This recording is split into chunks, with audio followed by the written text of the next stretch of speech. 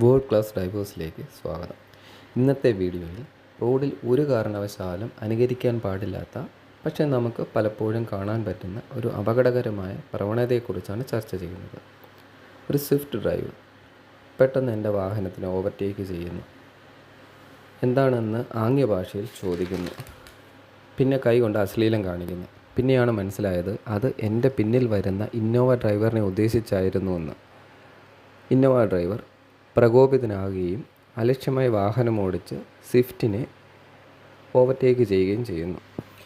ഇന്നോവയ്ക്ക് opposite വന്നിരുന്ന car driver അയാളുടെ വാഹനത്തിൻ്റെ വേഗത കുറച്ചതിനാലാണ് അപകടം ഉണ്ടാകാതിരുന്നത്. ഇതിൽ സ്വിഫ്റ്റ് ഡ്രൈവർ ഒരു കാരണവശാലും റോഡിൽ ചെയ്യാൻ പാടില്ലാത്ത കാര്യമാണ് ചെയ്തത്. വീഡിയോ ഫുട്ടേജ് കിട്ടുന്നതിന് മുമ്പ് ഉണ്ടായ കാര്യങ്ങൾ വ്യക്തമല്ല. ഇന്നോവ ഡ്രൈവർ ഒരു കാരണവശാലും പ്രകോപിതനാകരുതായിരുന്നു. ഈഗോയാണ് ഇതിനെല്ലാം കാരണം.